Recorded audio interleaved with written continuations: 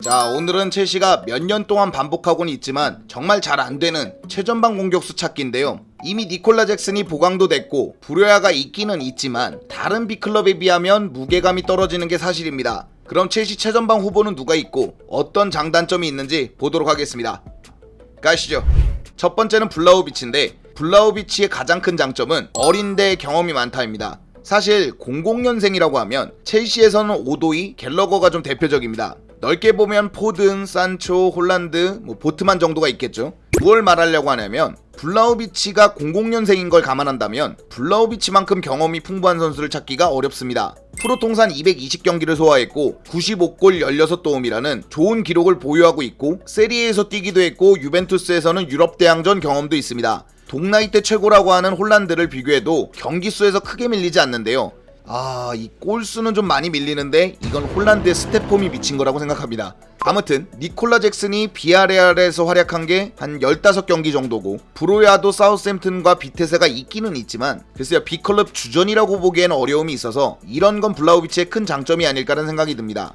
다음은 득점력인데요. 일단 첼시는 득점력을 빼고 보는 게 어렵습니다. 만약에 홀란드를 보유하고 있는 맨시티라면 공격수 중에 연계가 좀 된다든가 플레이메이킹하고 활동량 이런 걸 더 보면서 득점력이 갖춰져 있는 홀란드의 교체 내지는 새로운 옵션으로 이렇게 찾아볼 수는 있겠지만 첼시는 당장 득점이 필요합니다. 저는 블라호비치가 득점력으로 가장 활약했던 시즌이 20-21 시즌 피오렌티나 시절인 것 같은데요. 수비 라인을 침투로 부수고 마무리는 침착하게 하는 거, 이런 그의 골결이 피오렌티나에겐 엄청난 메리트였습니다. 특히 문전에서 어설픈 마무리를 보여주던 첼시 공격수들하고는 달리 이때 폼을 보면 왼발을 이용한 정확한 슈팅과 킥력을 통해서 득점을 하거든요. 이 덕에 세부 스탯을 보자면 21년도 3월부터 시즌 말까지 13경기 동안 12골을 밀어넣는 기염을 토해내기도 했고 시즌 전체적으로 봐도 37경기 동안 21골 2도움이라는 매우 준수한 기록을 세우게 됩니다. 첼시는 20골을 넘는 자원이 디에고 코스타가 마지막인 걸 감안한다면 굉장히 좋은 기록이고요. 은쿤쿠가 합류해서 공격력이 업그레이드 되긴 했지만 지난 시즌 엔조를 보면 그렇게 엔조가 찔러넣어도 못 받아먹던 첼시 공격진을 생각해본다면 블라호비치가 예전 폼만 찾아준다면 큰 도움이 될 거라고 생각이 됩니다.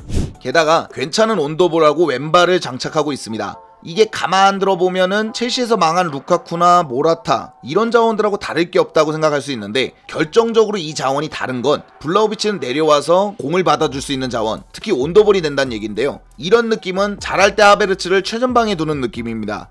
올해 프라이푸르크랑 했던 경기를 보면 자주 내려와서 도와주는데요. 특히 블라호비치가 전반 5분 내려와서 모이킨에게 주는 장면이 대표적입니다. 아무튼 내려와서 측면 자원들과 공을 주고받으면서 들어가는 장면이나 왼발을 잘 쓰다 보니까 오른쪽에서 슛각이나 바로 찔러주는 패스를 많이 이용하는 등 유벤투스 합류 이런 것도 많이 늘었습니다. 첼시뿐만 아니라 왼발의 능력이 있다는 건 장점일 때가 많습니다. 첼시는 지금 왼발이든 오른발이든 공격진의 킥력이 굉장히 좋지 않기 때문에 이 부분은 큰 강점일 수 있습니다.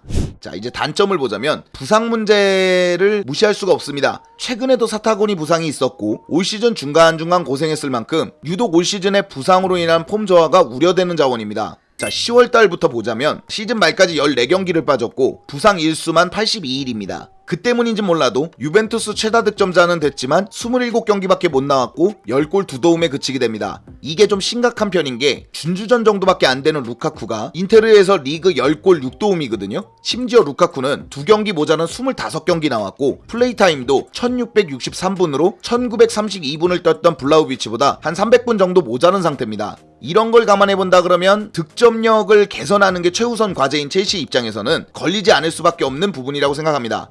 그러면 한 가지 변명이 더 있는데요. 알레그리 때문이라는 얘기가 있습니다. 중원 삭제 전술이라고 하는 알레그리의 메인 전술과 선수를 좀 이상한 데다 두는 포지셔닝 때문에 이게 블라호비치가 망했다는 얘기거든요. 그런데 이 부상하고 연계해본다면 개인 폼 자체가 떨어진 건 아닐까라는 우려가 있습니다. 특히 이 부상 중에는 스포츠 탈장이라고 적혀있는 게 있는데 이 스포츠 탈장은 선수들한테 치명적입니다. 그 이유는 재발하기가 일단 쉬운 질병이고 고강도의 운동을 하지 말아야 되는데 선수는 출전 시간을 보장받다 보면 자연스럽게 고강도 운동을 할 수밖에 없고 그러면 다시 올 수도 있는 문제라고 생각합니다. 더욱이 이게 한 번 당하면 폼 저하가 좀 심하게 올 때도 있어서 첼시는 이 부분을 걱정하고 있습니다. 다음은 콜로무안인데요. 장점은 육각형이란 단어를 먼저 쓰겠습니다. 제가 매번 첼시 오는 건 불가능하지만 어울리는 선수가 하나 있다고 합니다. 그게 바로 해리케인인데요. 그 이유가 컴플리트 포워드의 전형이기 때문에 그렇습니다. 못하는 게 없는데 일단 오면 자연스럽게 실패 확률은 떨어지겠죠. 무한이가 지금 케인에서 골결은 한 두어 단계 내리면 될 것 같고 나머지는 반 단계 정도만 내리면 케인하고 비슷합니다. 즉 육각형으로 클 확률이 굉장히 높은 자원인데요. 일단 포스트 플레이가 어느 정도 되는 자원이고요. 속도가 매우 좋기 때문에 빠르게 들어가면서 뭐 동료를 이용한다든가 어시스트를 한다든가 뭐 본인이 해결한다든가 이런 능력이 탁월합니다. 거기에 속도가 좋다 보니까 케인한테 없는 드리블 능력이나 속도로 치고 나가면서 수비를 제끼기도 합니다. 거기에 골결이 문제라고 하기에는 스탯도 잘 쌓는 자원입니다. 리그 내 스탯이 15골 11도움이니까요. 매우 준수한 편이라고 볼 수 있고 은쿤쿠가 또 득점력이 있으니까 은쿤쿠와 더불어서 득점, 어시 나눠서 한다고 하면 포체티노 체제에선 강력한 옵션이 될 수 있습니다. 다음은 피지컬인데요. 여기엔 많은 걸 연계해서 보겠습니다. 일단 속도가 빠르다는 건 굉장히 중요합니다. 다리가 길다 보니까 쭉쭉 치고 나가는 준족인데요. 거기에 활동량도 좋고 무게중심이 높지 않아서 드리블할 때 수비가 붙어도 그냥 쉽게 무너지는 스타일은 아니고 포스트 플레이를 해줄 수 있으니까 사이드로 많이 나가긴 하지만 중앙 플레이도 어느 정도 되고 중앙에서 버텨주는 자원이 아예 없었던 첼시를 생각해본다면 큰 도움이 될 수 있습니다. 게다가 190에 육박하는 키로 헤더도 제법 따는 편이고 특히 블라우비치한테 없는 수비 가담이 적극적이라는 부분도 있습니다. 블라우비치는 수비 가담을 적극적으로 하진 않거든요. 이런 거를 종합해본다면 빠른 지루 느낌이나 적극적으로 골을 넣어줄 수 있는 하베르츠 느낌에 강한데요. 또 하베르츠와 지루가 어느 정도 첼시 공격에 영향력이 있었다는 걸 생각해본다면 무한히는 매력적인 자원입니다. 게다가 오른발잡이긴 하지만 블라우비치처럼 의존하는 정도는 아니고 그래서 뭐 양발잡이라고 볼 수 있어서 요것도 피지컬에 넣을 수 있을 것 같습니다. 자, 단점은 부족한 기본기인데요. 처음에 가져가는 퍼스트 터치도 아쉬울 때가 많고 볼 터치도 좋지 못하다 보니까 자연스럽게 뺏기거나 턴오버가 좀 많이 나오거든요.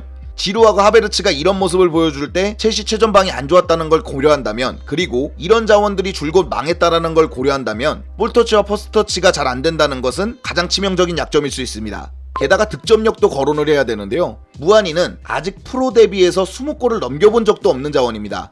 리그1과 분데스리가를 뛰면서 최고 많이 넣은 게 지난 시즌이고요. 그 다음이 이제 랑트에서 12골 5도움이거든요. 프로 통산으로 보더라도 187경기 나와서 62골 42도움입니다. 도움 능력은 정말 걸출한데 이 득점 능력을 보자면 아무리 좋게 쳐도 준수한 정도, B클럽 기준으로 본다 그러면 부족한 수준입니다. 게다가 최근에 첼시 문제하고 연결해서 볼 수가 있는데요. 최근 첼시가 킬패스나 뭐 만들어가는 과정이 좋아서 XG 값은 그렇게 나쁘지 않을 때가 많은데 정작 해결하는 사람이 없다 보니까 득점으로 이어지진 않았거든요. 무한히를 영입해서 최전방에 세운다 그러면 은쿤쿠의 득점력이나 니콜라 잭슨의 득점력 이런 식으로 무한히의 어시스트 능력을 이용할 수 있는 득점원이 필요하기 때문에 지금 당장은 장점이라고 보기가 어렵습니다. 자, 그래서 이렇게 전체적으로 알아봤는데요. 블라우비치하고 무한히 완벽하게 첼시에 어울리는 자원들이 아닙니다. 블라우비치는 이 부상 이슈가 있고 무한히는 아직까지 100% 믿고 가기에는 검증이 다 된 자원이 아닌데요. 둘 중에 누구를 고를 거냐고 사견을 물어보신다면 가격이 6천만 유로 정도라면 블라우비치, 만약에 가격이 엇비슷하다면 무한히가 날 것 같습니다. 블라우비치는 아무래도 부상 이슈가 저도 좀 걸리기 때문에 여러 가지를 보여줄 수 있는 무한히도 괜찮지 않나라는 생각이 듭니다. 포체티노가 공격수 영입을 좀 원하고 있고 실제 프리시즌이 들어가기 전에 공격수를 좀 보강했으면 하는 게 있거든요. 물론 니콜라 잭슨이 보강되긴 했지만 그래서 첼시가 좀 공격수 영입에도 적극적으로 나설 거라는 말씀을 드리면서 오늘 영상을 마무리하도록 하겠습니다. 오늘 영상은 여기까지고요. 즐겁거나 유익하셨거나 도움이 되셨다면 당신의 구독을 기다리겠습니다. 감사합니다.